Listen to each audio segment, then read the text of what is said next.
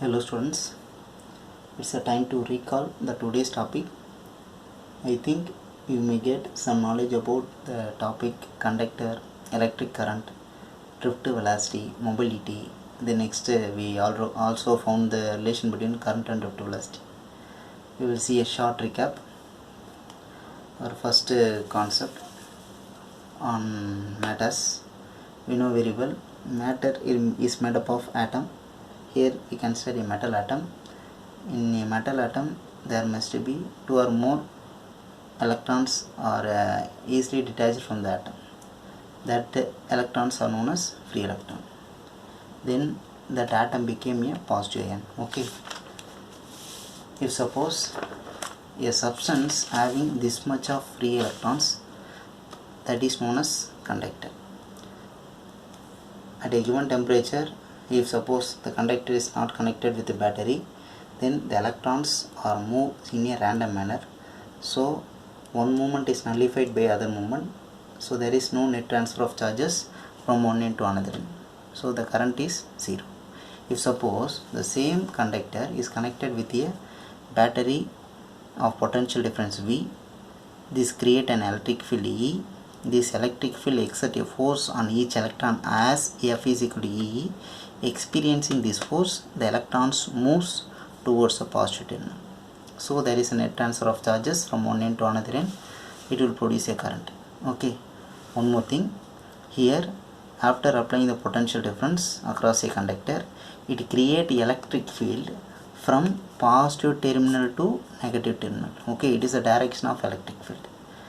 Then the electrons move from lower potential to higher potential, and the positive charges move from higher potential to lower potential. Okay.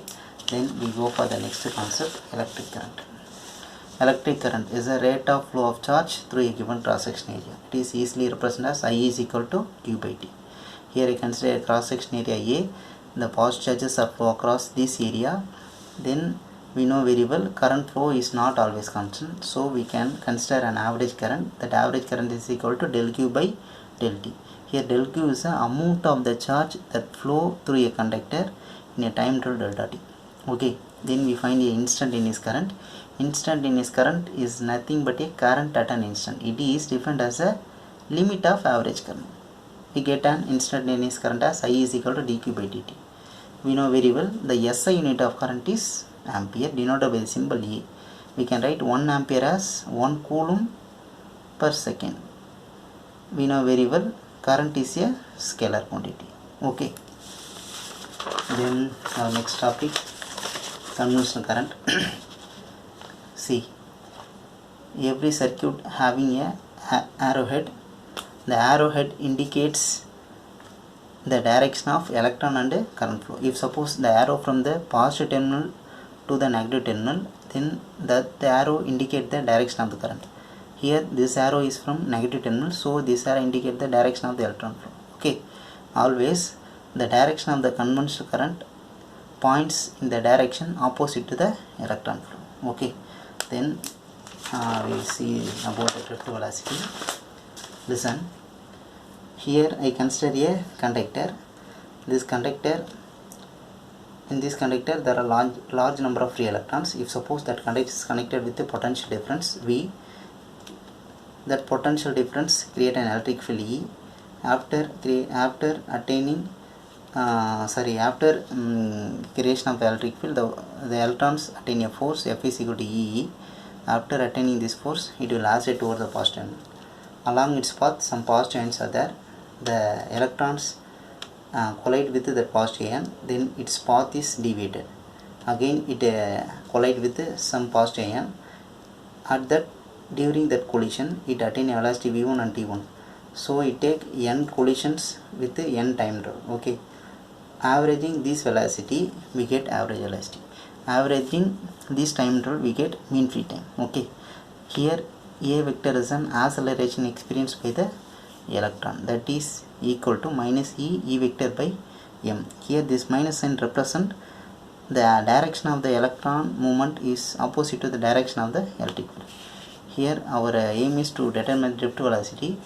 We know very well here velocity is a product of acceleration and time. Okay, then we get Vd vector is equal to E vector tau by m. Here this minus sign represent velocity direction is opposite to the direction of the electric field. Okay, here E tau by m is a constant value, we can replace it as mu. Then mu is a mobility is a drift velocity acute per unit electric field. Okay, the velocity unit is meter per second and the mobility unit is volt inverse meter square s power minus 1. Okay, then our next topic, this one, relation between current and drift velocity. It is one of the most important question. Listen, here also using a conductor we find a relation between current and drift velocity. We found already, that is I is equal to NA VDE. Here N represents number of electron present per unit volume of the conductor, A is the area of the conductor and E is the charge of the electron. Here N, A, E are constant, then I is directly proportional to VD. We know very well VD is equal to E tau by M. Here E, tau and M are constant, then VD is proportional to E. We know in your first lesson the relation connecting potential and electric field as dV is equal to EdX. Okay, then electric field is directly proportional to potential difference. If we increase a potential difference, then electric field increases. Increase in the electric field, drift velocity of the electron increases.